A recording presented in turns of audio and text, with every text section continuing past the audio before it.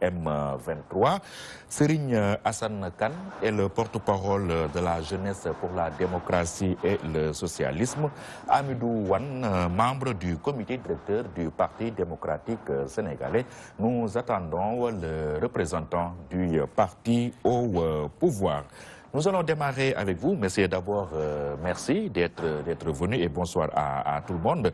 Abdourahmane Sow, le dialogue politique au niveau du M23, quelle compréhension avez-vous de ce dialogue qui occupe les devants de l'actualité depuis quelques jours dans notre pays? Alors, bonsoir Pierre et merci de votre invitation. J'en profite pour saluer vos téléspectateurs à travers le Sénégal et mes co-débatteurs. Pour aborder cette question, je pense qu'on a spéculé dessus au niveau de la COS M23. D'abord, peut-être saluer cette prise de conscience du pouvoir en place, effectivement de la nécessité et de la pertinence d'un débat, en tout cas d'un dialogue politique, surtout dans le contexte actuel au Sénégal.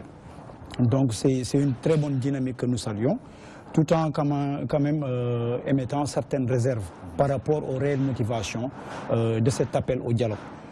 Constatant un fait, c'est-à-dire que le président de la République et sa coalition, en tout cas la mouvance présidentielle, ont eu à poser beaucoup d'actes qui ont semé la controverse au niveau de beaucoup de foyers sénégalais, sans pour autant effectivement s'enquérir, en tout cas de l'état d'âme des Sénégalais par rapport aux politiques publiques, mais par rapport aussi à des décisions majeures qui concernaient effectivement l'avenir de ces Sénégalais, sans pour autant effectivement les interpeller pour recueillir leur avis.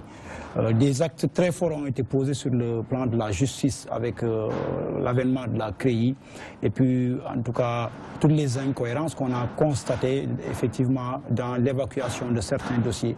On a vu des décisions portant effectivement sur le plan diplomatique avec l'envoi de soldats sénégalais au niveau, par exemple, du Yémen, sans pour autant que les Sénégalais soient consultés, sans pour autant qu'il y ait une concertation. Oui, mais c'est lui qui est élu. S'il doit consulter tout le monde, est-ce qu'on va s'en sortir? Mais il pouvait continuer donc dans la même dynamique et ne pas appeler au dialogue. C'est ça le problème. Si c'est lui qui est élu et qui a la prérogative de décider, en tout cas de questions majeures, fondamentales, qui pourraient demain impacter effectivement négativement sur le vécu des Sénégalais, il n'a qu'à continuer sur la même dynamique. Pour peut-être revenir à en tout cas à nos sentiments, de prime abord, nous saluons en tout cas la survenue de cet appel au dialogue et prions que le contenu, les termes de référence répondent à nos aspirations. Il y a des questions sur lesquelles effectivement les Sénégalais doivent débattre. La COS M23, depuis le 23 juin 2015, avait appelé à une concertation, une plateforme dialogue, convergence, Wartan Bedego, parce que nous étions convaincus que, en tout cas par rapport au contexte, par rapport à la relance de l'économie, par rapport à l'apaisement du climat, par rapport au respect de certains principes de droit et tout ça, le président de la République gagnerait à appeler en tout cas les grands foyers, les grandes couches, pour qu'on puisse discuter, pour qu'on puisse converger avant effectivement de prétendre à une quelconque émergence. Nous sommes là, attentifs, nous écoutons le président de la République pour nous imprégner du contenu et puis à partir de cela, nous aurons un avis en tout cas très éclairé et nous ferons face à l'opinion pour nous prononcer sur cet appel au dialogue. Serigne Hassan Kane, quelle est la position de la JDS sur cette question essentielle du dialogue? Merci Pierre-Edouard et vous me donnez l'occasion de saluer les téléspectateurs qui nous regardent sur la DTV. J'en profite également pour remercier et saluer mes co-débatteurs. Sur la question du dialogue, je pense que dans un pays comme le Sénégal, qui est connu pour sa tradition de dialogue, aucun républicain, je devrais plutôt dire aucun citoyen, ne devrait dans le principe s'opposer au dialogue. Mais la question c'est de quel dialogue s'agit-il? Quelle doit être la finalité de ce dialogue? Quel doit être l'objet du dialogue entre les acteurs politiques? Parce que ces questions-là, il faut qu'on se les pose de manière objective. Si le dialogue est inclusif, franc et sincère, si la finalité de ce dialogue est de construire un consensus le plus large possible, surtout autour des préoccupations du peuple sénégalais, nous nous souscrivons sans réserve à un tel dialogue. Par contre, et nous le disons très clairement, si le dialogue, tel que cela semble être le cas, doit se circonscrire à de simples retrouvailles entre libéraux, oui. moi je pense c'est l'impression qui se dégage, oui, que ça se joue entre personnes de même famille, quoi, politique. C'est l'impression que nous avons jusque-là, vu le contenu du discours, vu également la réaction des uns et des autres. Si ce dialogue doit se limiter simplement à des retrouvailles libérales, moi je pense qu'un tel dialogue n'apportera aucune valeur ajoutée à notre démocratie. Un tel dialogue ne représente aucun intérêt pour les Sénégalais. Nous disons que nous avons de sérieux doutes sur la volonté du chef de l'État d'engager un dialogue avec les acteurs politiques. Et pourquoi? Pourquoi? Parce que le président Macky Sall a déjà bouclé 4 années d'exercice du pouvoir. Combien d'occasions a-t-il eu pour instaurer dans ce pays un cadre de dialogue, non seulement avec l'opposition, mais également avec la société civile et les Sénégalais sur des questions essentielles? Pierre-Edouard, pour dialoguer, il faut être ouvert à la critique. Malheureusement, tous les Sénégalais constatent que le président Macky Sall, régulièrement, manifeste une allergie à la critique qui fonde les réserves, non-réserves, sur son aptitude à conduire un dialogue politique franc, sincère et inclusif. Il y a eu des événements qui se sont produits dans ce pays. Mon cher ami Abdourahmane Sow en a parlé, la question du Yémen. Le président de la République, lorsque la question de l'envoi de nos soldats au Yémen s'est posée et que certains Sénégalais, de manière tout à fait objective, ont donné leur avis, qu'est-ce qu'il a dit? C'est moi le gardien de la Constitution, j'ai décidé, c'est fini, un point, un trait. Même si la Constitution lui confère... Il a raison en plus. Non, Pierre-Edouard, oui. Même si la Constitution lui confère ce pouvoir, moi je pense qu'avant de prendre une telle décision, une décision aussi délicate, dans un contexte mondial marqué par la montée du terrorisme, avec toutes les conséquences que cela implique, moi je pense qu'il aurait dû d'abord recueillir les avis des uns et des autres avant de prendre une décision aussi importante. Et il y a d'autres exemples. Parlons de l'acte 3 de la décentralisation. On s'en souvient. L'acte 3 de la décentralisation est passé en procédure d'urgence à l'Assemblée nationale, sans que, au préalable, les Sénégalais aient l'occasion d'en discuter en profondeur. La conséquence, c'est qu'aujourd'hui, les travailleurs des collectivités locales rencontrent énormément de difficultés qui découlent de cette précipitation avec laquelle on s'est engagé dans une réforme d'une si grande ampleur. Il y a eu également le référendum. Pour nous, c'était la meilleure occasion pour le chef de l'État d'engager un dialogue avec le peuple. Mais il n'y a jamais eu de dialogue. Le président de la République a imposé des réformes. La conséquence, c'est quoi? Ce référendum qui aurait dû être une occasion de plébiscite, finalement, a déchiré le Sénégal en 3 camps.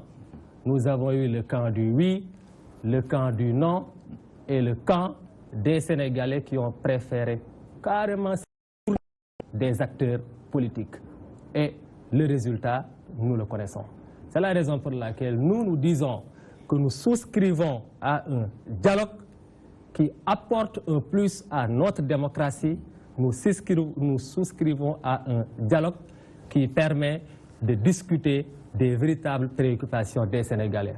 Mais s'il s'agit simplement d'un complot, s'il s'agit d'une conspiration politique entre 2 partis politiques ou bien entre des acteurs de la même famille politique, nous pensons que ce dialogue n'a aucun intérêt pour les Sénégalais.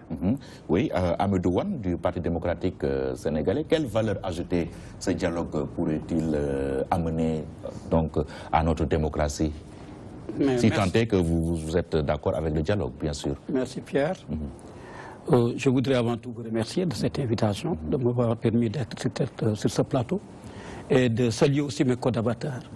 Permettez-moi aussi, traditionnellement en tout cas, de faire un coucou, comme on l'a dit en tout cas, fraternel, à notre leader, et candidat à l'élection présidentielle, qui subit injustement en tout cas les rigueurs d'une incarcération au niveau de la prison de Rebeuss, en la personne de Karim Meïssa Wade, de lui exprimer en tout cas notre solidarité militante et fraternelle. Vous avez dit que lui, il n'est pas pour le dialogue, est-ce vrai? Non, non, du tout.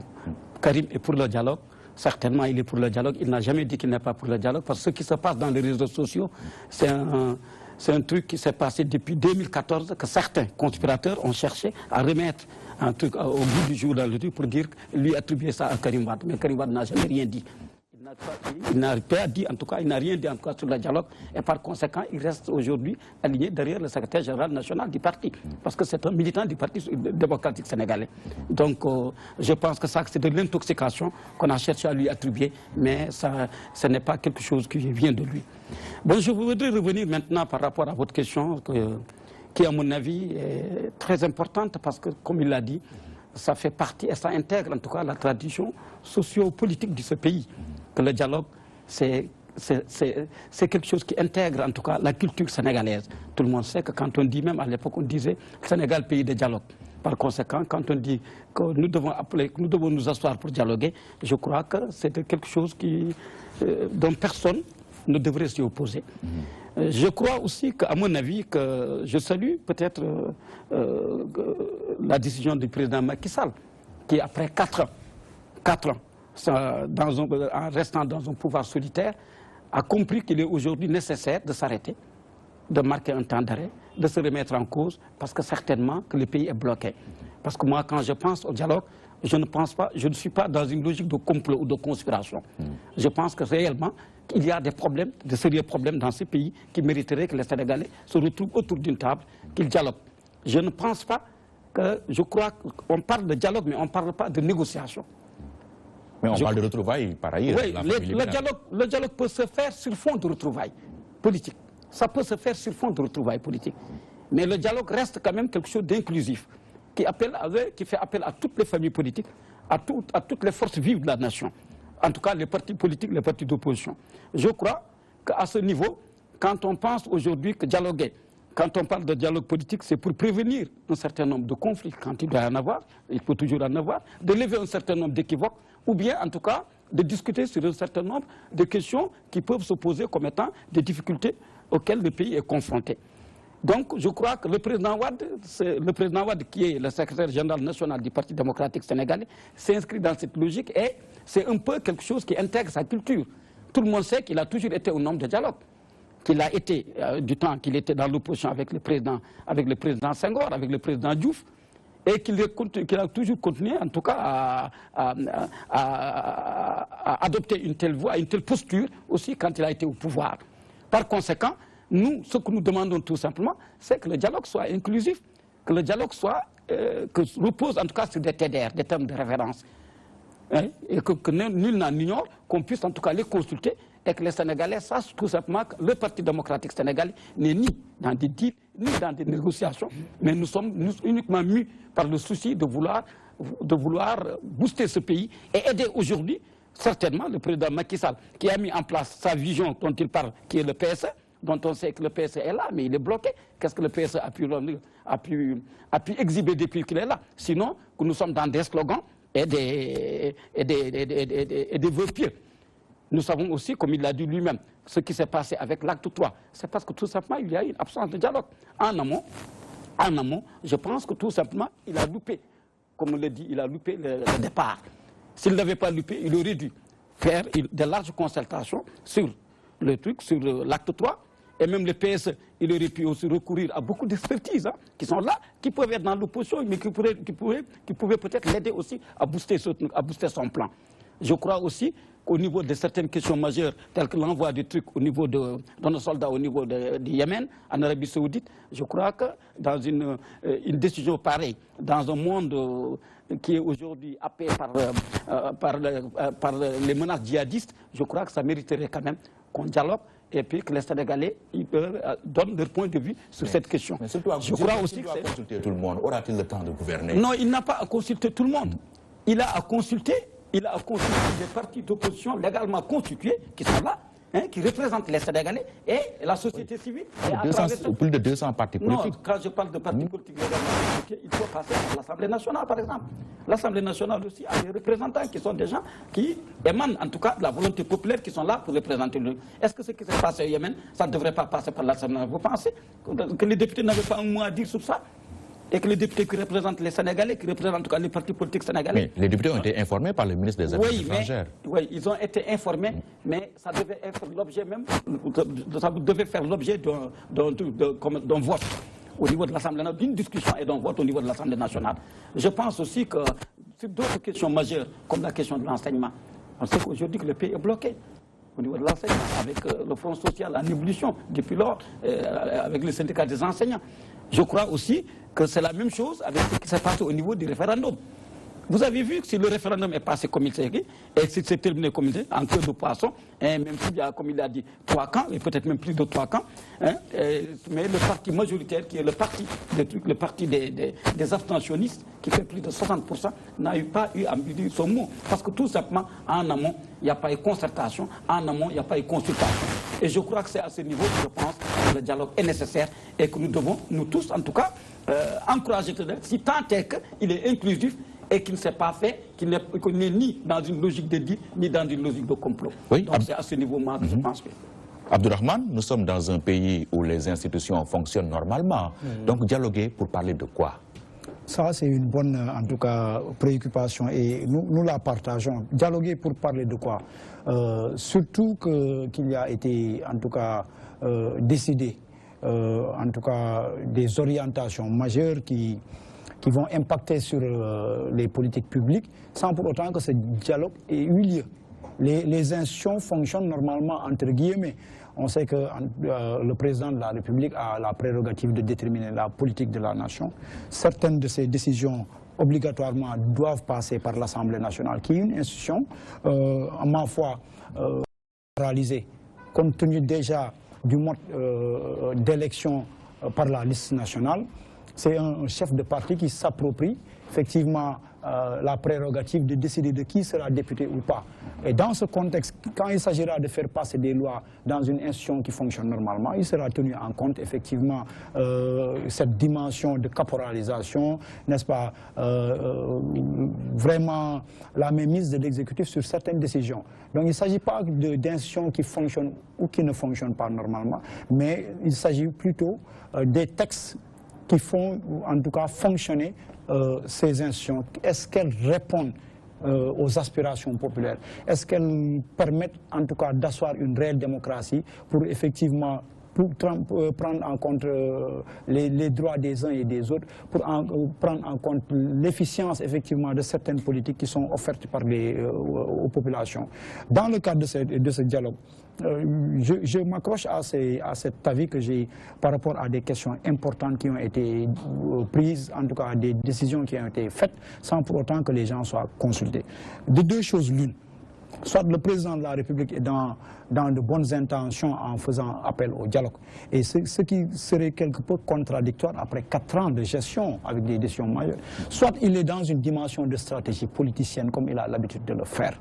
Et nous sommes enclins à croire que c'est dans cette dynamique.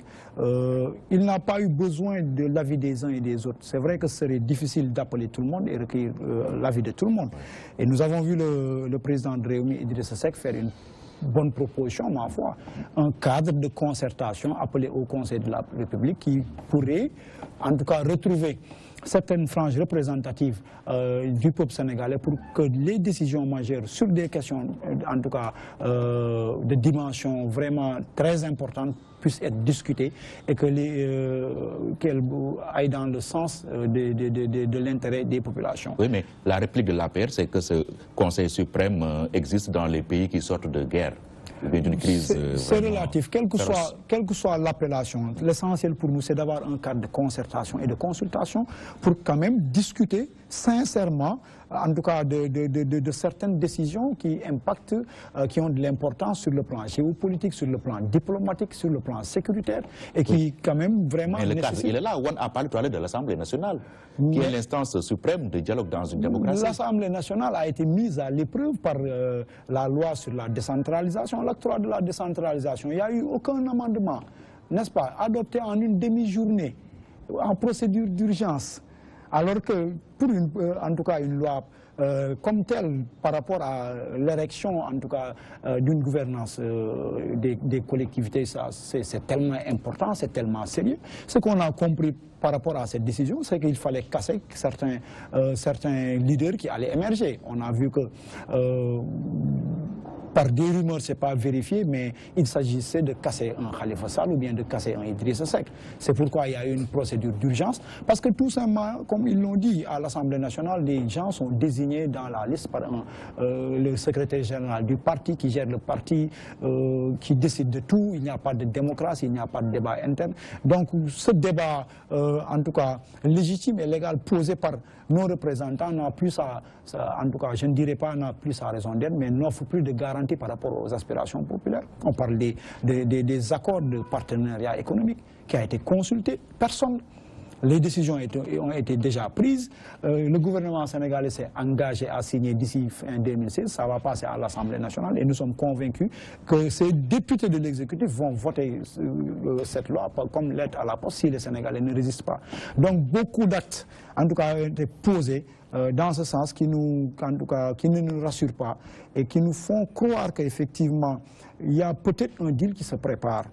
Les gens ont contesté, en tout cas, la détention de Karim Wade. La CREI a été profondément contestée par rapport à cette dimension de violation de droits humains et autres.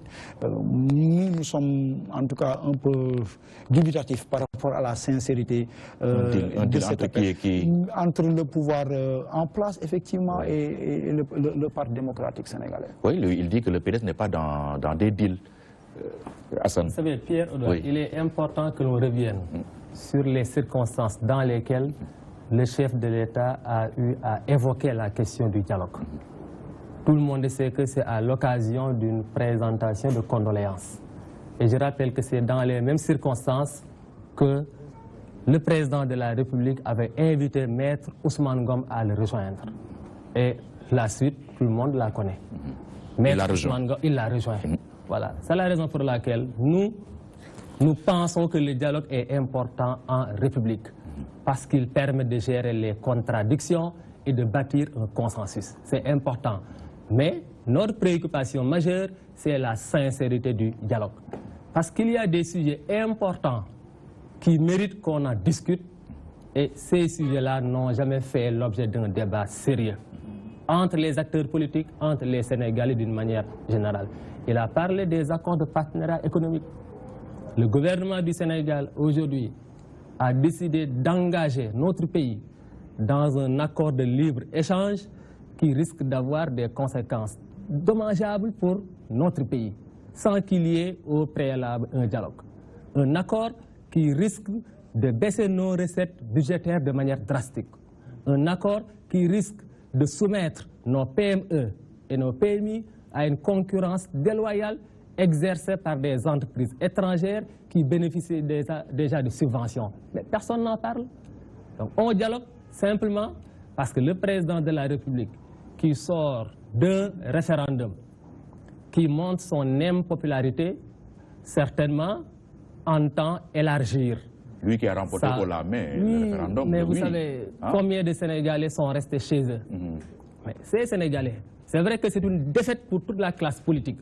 Mais pour la première fois dans l'histoire politique de notre pays, à l'occasion d'un référendum, le président de la République a eu un score aussi faible. Ça traduit, en tout cas à notre avis, le manque de popularité du président de la République. Donc dans un contexte pareil, où on va vers des élections législatives et vers une élection présidentielle en 2019, si le président de la République, qui peine à instaurer un dialogue franc et sincère dans sa propre coalition, en appelle à un dialogue plus large, avec donc les fameuses retrouvailles de la famille libérale, dans ces conditions, dans des circonstances pareilles, nous avons le droit d'émettre des réserves.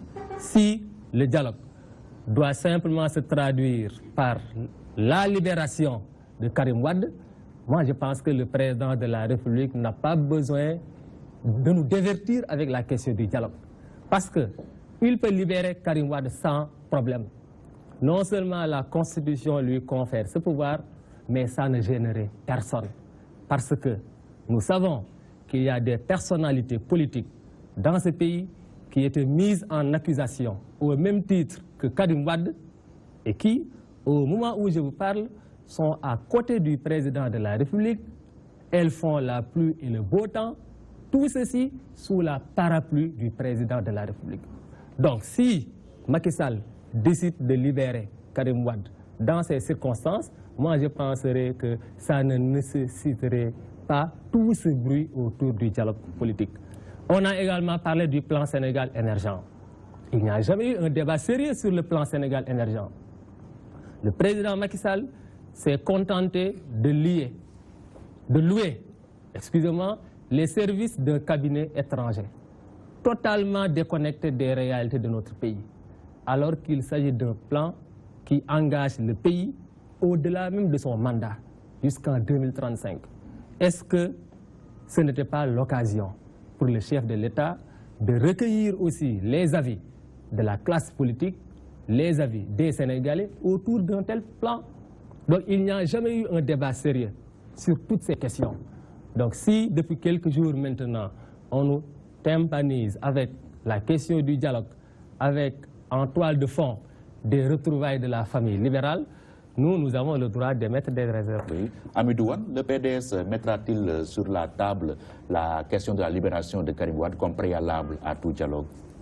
Oui, moi je voudrais juste préciser a priori, et je pense aussi qu'il nous a lavé à grand eau, hein, parce que c'est lui-même qui l'a dit, que le président de la République bénéficie d'un certain nombre de prérogatives et de pouvoirs qui lui permettent, s'il devait libérer Karim Wade, de le libérer.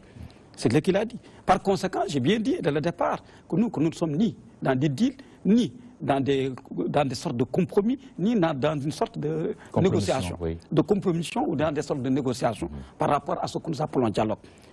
Quand le président de la République, qui a le pouvoir d'appeler à un dialogue et de dire qu'il veut retrouver sa famille libérale, je pense que ça, c'est la liberté. Parce que nous aussi, je pense que le président Wade, à l'époque, il y a cela 2 ans, ceux qui s'en rappellent, savent qu'il avait fait un appel, hein, qui était dans un document assez bien structuré, qu'il avait lancé pour dire que la famille libérale devrait se retrouver et que la famille social-démocrate devrait se retrouver elle aussi, pour une meilleure visibilité, une lisibilité du géopolitique. C'est vrai, ça, nous l'avons toujours déploré. Nous avons toujours dit que les différentes familles politiques pourraient aider peut-être le pays même à un peu, dans une certaine mesure, vraiment faire, ou bien en tout cas diminuer un peu cette inflation de ce qu'on appelle des partis politiques au Sénégal qui font plus de 250. Je ne connais pas les chiffres, mais ils font plus de 200, ou bien de plus de 100 et quelques.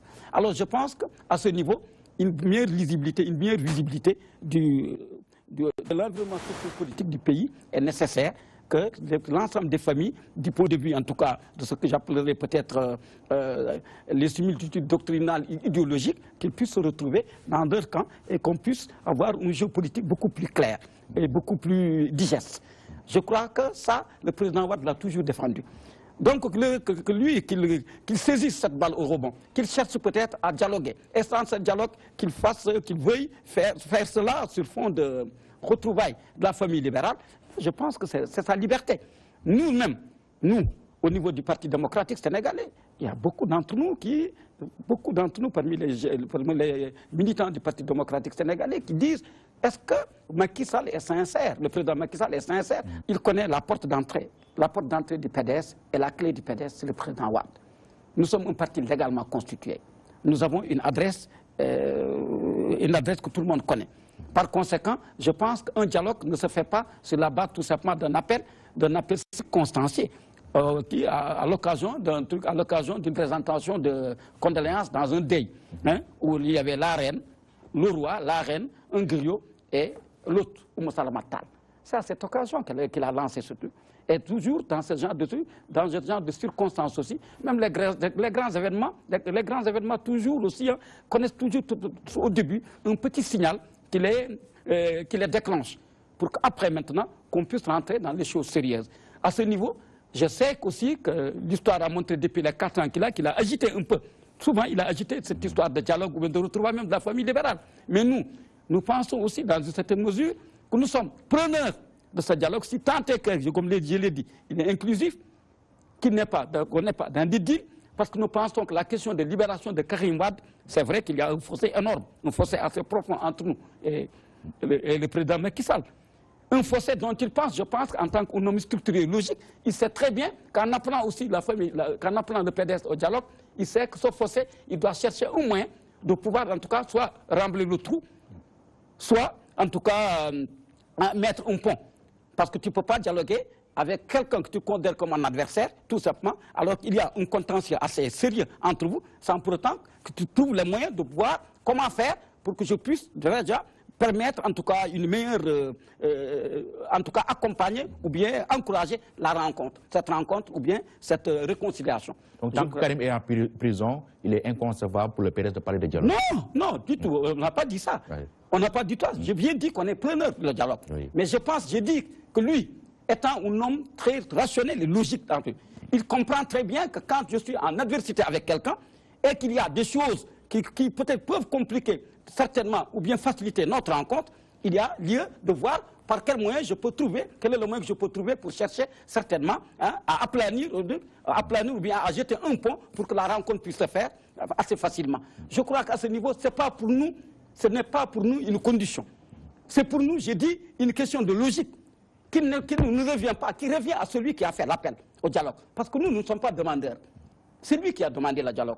Par conséquent, c'est à lui de voir qu'est-ce qu'il peut faire pour vous, pour mieux, en tout cas, encourager les conditions de cette rencontre et de cette réconciliation. Maintenant que le dialogue, pour nous, il doit se faire autour des questions essentielles, des questions qui interpellent, en tout cas, l'avenir de ce pays. C'est ça, pour nous, ce qu'on appelle le dialogue inclusif. Tant que cela doit se faire pour aider le pays à sortir de cette difficulté, parce que c'est peut-être ce qu'il a compris. Après son référendum, il dit qu'il a été conforté par 57 ou bien 60% des Sénégalais. 62% des Sénégalais. Par conséquent, je pense que c'est aujourd'hui qu'il devrait être encore beaucoup plus solitaire dans son pouvoir, en se disant que j'ai assez de force, j'ai assez de légitimité pour pouvoir gouverner. Mais s'il pense qu'il doit appeler à un dialogue, c'est parce que tout simplement, il a compris que le pays est bloqué.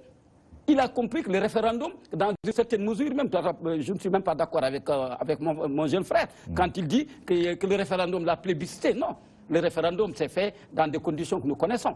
Tout le monde sait.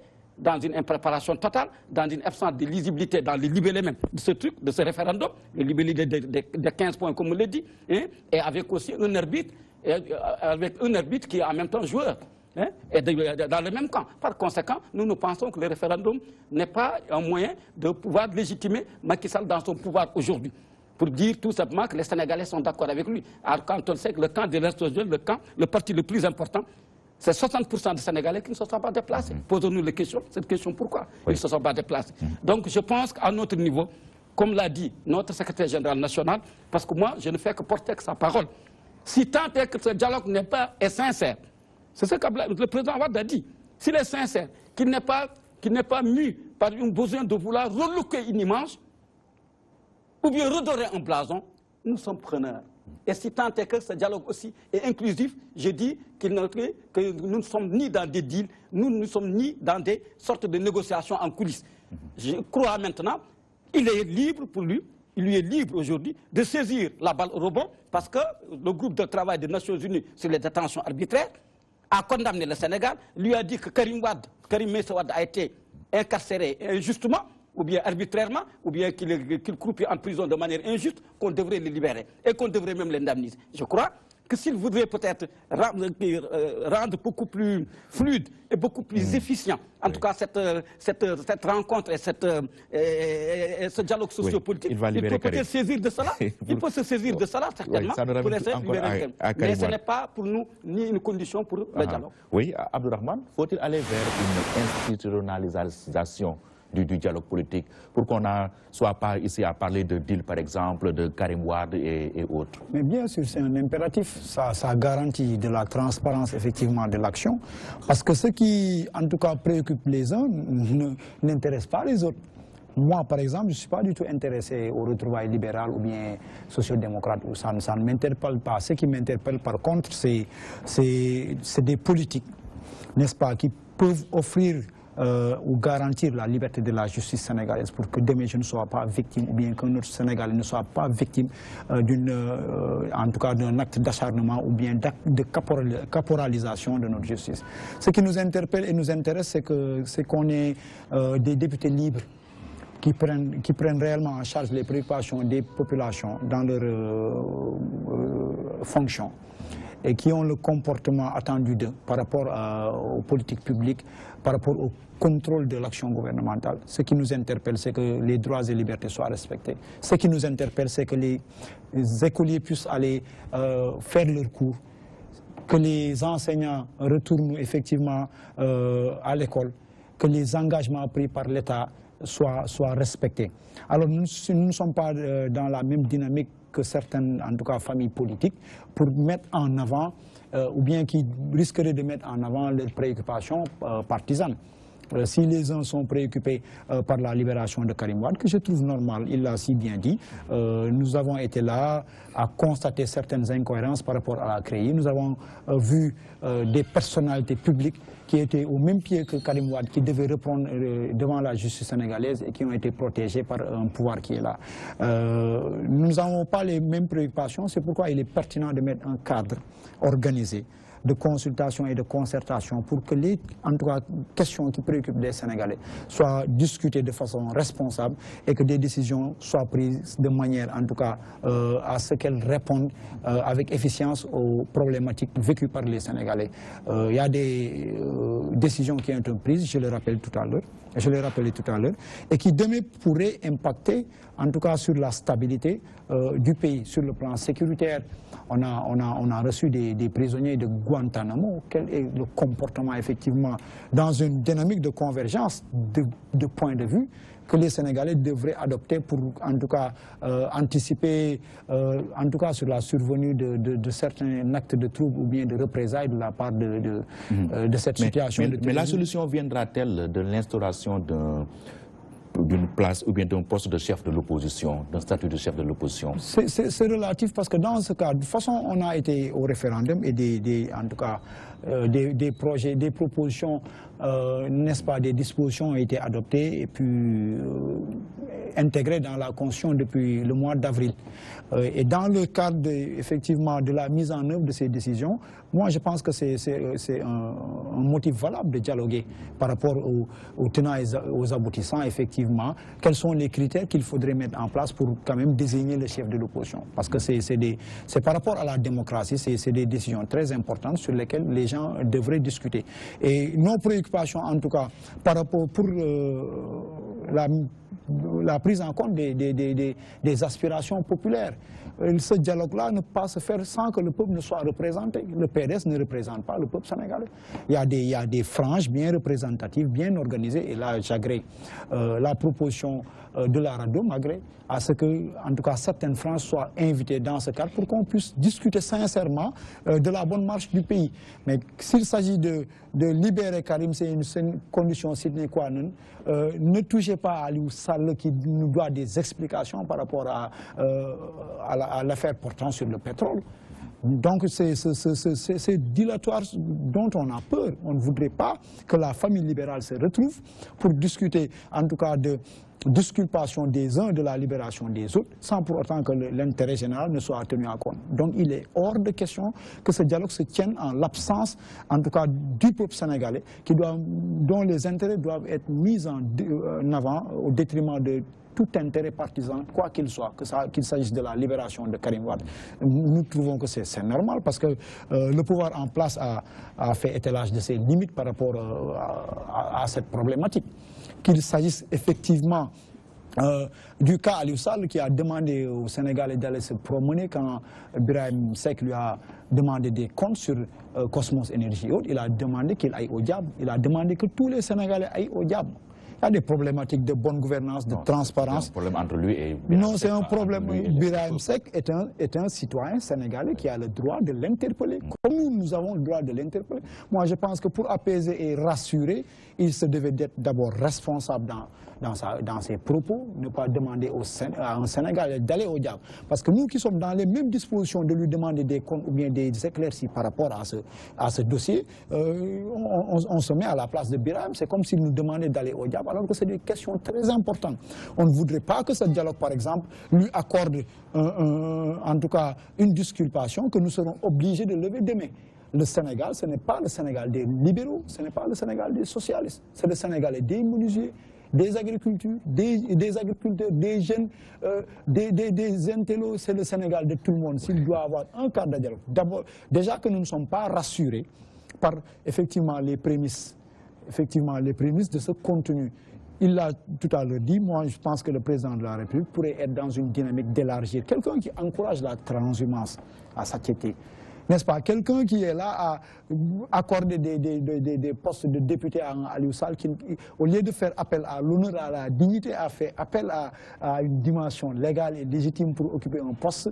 Quelqu'un qui disculpe Ousmane Ngom d'une interdiction de sortie de territoire, d'une levée d'une immunité parlementaire. C'est quelqu'un-là, futur le président de la République, ne nous rassure pas. Depuis 4 ans qu'il est là, il n'a jamais posé un acte qui nous rassure par rapport à ses bonnes intentions.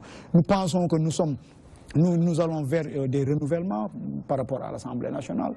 Il y a une stratégie d'isolement d'un Khalifa Sall, n'est-ce pas, d'isolement d'un Idrissa Seck, peut-être je ne le dis pas. Donc nous sommes là à attendre le contenu, effectivement, les termes de référence de ce dialogue pour pouvoir effectivement formellement nous prononcer. Mais en attendant, nous avons beaucoup de réserves par rapport à la sincérité de cet appel, par rapport à la mise en avant de l'intérêt des populations. On ne voudrait pas que les libéraux se retrouvent pour dire que maintenant on ne parle plus on libère Karim, le cas Aliou Sall, non, nous ne sommes pas des fous. Nous serons là lors de ce dialogue. Dans le cas contraire, pour nous, c'est des retrouvailles entre eux pour continuer perpétuellement à se passer le pouvoir entre élites politiques. Aujourd'hui, c'est le PS, demain sera le PDS et le peuple sera là en abreuture comme d'habitude. Oui, Serigne Assane, je vais vous interpeller directement. Qu'est-ce qui explique cette différence d'approche dans votre parti? Au plus haut sommet, les responsables sont favorables au dialogue, mais vous, au niveau de la JDS, vous êtes contre. C'est quoi le problème? Vous savez, nous ne sommes pas un mouvement de soutien. Nous sommes un mouvement d'initiative et d'action qui a librement choisi d'adhérer au Parti socialiste, et ceci depuis 2005. Mais nous estimons que notre appartenance au Parti socialiste, qui appartient à la coalition au pouvoir, ne doit pas nous soustraire de notre obligation d'être exigeants avec nous-mêmes, d'être exigeant aussi avec le président Macky Sall par rapport aux engagements qu'il avait pris devant les Sénégalais. Au nom de la discipline de parti, vous devez vous conformer au mot d'ordre du sommet. Fait, pour nous, la discipline de parti ne signifie pas bander les yeux, cautionner des pratiques que hier nous avons dénoncées. Pour nous, nous n'avons pas cette conception de la politique. Nous estimons simplement que nous sommes des jeunes qui avons participé à côté d'autres jeunes à la survenue de la seconde alternance qui a porté le président Macky Sall au pouvoir. Ce président devait placer son mandat sous le signe de la rupture et de l'éthique, excusez-moi. Malheureusement, depuis 4 ans qu'il est à la tête de ce pays, le président Macky Sall ne fait que reproduire les mêmes pratiques que nous avons vues hier sous Wade et qui ont conduit le Sénégal, le peuple sénégalais, mais à éprouver un besoin de changement. Rappelez-vous, il y a eu des Sénégalais, des compatriotes qui sont tombés en 2011 et en 2012, simplement parce qu'ils défendaient des principes. Donc si nous constatons que Macky Sall, par rapport aux engagements qu'il avait pris, ne manifeste aucune volonté de rupture par rapport à ce qui se faisait avant, en tant que jeunes, je pense que notre responsabilité, c'est de jouer notre rôle d'alerte. Maintenant, pour revenir à la question du dialogue politique, souvenez-vous, il y a un responsable politique. Si vous me le permettez, je peux le citer, c'est Serigne Mbacké Ndiaye. il a dit devant tous les Sénégalais que si on le laisse faire, il pouvait négocier avec le président de la République et il avait la possibilité de faire libérer Karim Wade. Il était même engagé dans cette démarche. Ça, tous les Sénégalais l'ont entendu l'exprimer de manière publique. C'est la raison pour laquelle nous disons que nous sommes ouverts au dialogue, mais il ne faut pas qu'on propose aux Sénégalais un nouveau protocole de Rebeuss. S'il s'agit simplement d'un dialogue pour libérer une personne, d'un dialogue pour comploter sur le dos du peuple sénégalais, moi je pense que les Sénégalais ne trouvent aucun intérêt dans cet appel au dialogue du chef de l'État. Le dernier référendum, avec les résultats qu'il a produits, devait permettre à la classe politique, d'une manière générale, de tirer les véritables leçons qui s'imposent. La politique ne doit plus être considérée simplement comme un enjeu de pouvoir.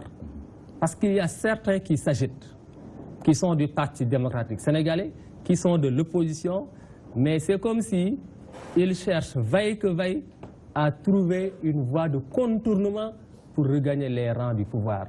Peut-être parce qu'ils sont gagnés par la lassitude de l'opposition. C'est leur droit, on le leur concède, mais surtout qu'ils nous évitent de nous divertir avec la question du dialogue politique.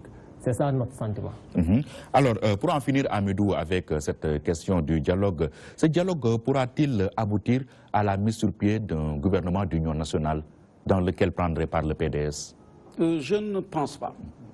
En tout cas, pour nous, le PDS, je dirais, avant de te répondre, que vous savez que l'idéal politique, comme disait l'abbé Pierre, c'est de toujours rendre possible ce qui est nécessaire. Aujourd'hui, si c'est nécessaire pour que les Sénégalais dialoguent et sortir ce pays de ces difficultés, en tout cas atténuer les difficultés au Sénégalais, parce qu'on sait, comme je l'ai dit, je l'ai souvent dit, quand on me dit que l'économie au Sénégal, le taux de croissance est de 6%, je leur dis, est-ce que ça se ressent au niveau du ventre et de la poche? Parce que pour moi, l'économie, c'est le ventre et la poche. Je l'ai toujours dit. Et je pense aussi qu'à ce niveau, c'est les grands agrégats, tout simplement, qui devraient nous convaincre qu'un pays marche fort. Je crois qu'à ce niveau, il serait bien de se poser dans les agrégats. On devait y ajouter le BNB, c'est-à-dire le bien-être brut. Le bien-être brut. Donc on devait y ajouter cela aussi, le bien-être national brut. Je crois qu'à ce niveau, le bien-être national brut sénégalais en tout cas, ne se reflète pas au niveau de ces 6%. Donc moi, je crois que si le président de la République se découvre aujourd'hui, comme on le dit, en tout cas, je dirais, s'il devient maintenant une sorte de marchand d'espérance pour chercher à résoudre les problèmes sénégalais, alors que pendant 4 ans, on l'a appelé à ce dialogue, il a voulu toujours être solitaire, ou bien qu'il s'est bloqué dans sa démarche et qu'il a voulu appeler les Sénégalais à un dialogue inclusif. Moi, je pense, en tout cas, nous, on ne s'y oppose pas, en attendant de voir les TDR, les termes de référence de ce dialogue. Je l'ai toujours dit. J'ai dit qu'en attendant de voir les termes de référence de ce TDR, donc de voir et de se dire ce que nous pouvons accepter ou ce que nous pouvons refuser là-dedans. Et c'est libre aussi, ils sont libres aussi dans tous les autres partis et les autres organisations de la société civile aussi, de faire de même. Je crois aussi qu'il ne faut pas faire de confusion entre dialogue et ce qu'on appelait à l'époque les conférences nationales. Moi, à ce niveau, je pense que quand on parle de dialogue politique, c'est entre les politiques, ceux qui se sont constitués et qui se sont organisés pour dire que j'intègre et que j'investis le champ politique. C'est à ces gens-là qu'on doit... C'est à ce niveau qu'on parle de dialogue politique. Les entretiens et les pays. Non, attends, moi je pense... Non, j'ai dit. Et on ne peut pas exclure les autres franges de la non, on n'exclut pas les autres franges parce qu'il y a d'autres moyens. Il y a d'autres moyens pour se parler ou bien pour faire aussi réagir les autres segments de la société. Il n'y a pas meilleur moyen que d'associer ces organisations d'emblée à ce cadre de concertation, parce que c'est nous qui payons, nous sommes des Sénégalais. Oui, mais à ce niveau, j'ai dit que c'est les partis politiques légalement constitués. Les syndicats aussi, quand ils ont des problèmes, et quand ils veulent discuter, les gens discutent avec eux, sans pour autant peut-être même qu'on appelle les partis politiques pour qu'ils viennent y prendre part. Je crois qu'à ce niveau, ça se passe toujours dans les négociations. Mais si on en arrive maintenant à se dire tout simplement qu'un dialogue, c'est tout simplement pour aboutir à de l'entrisme, je dis que les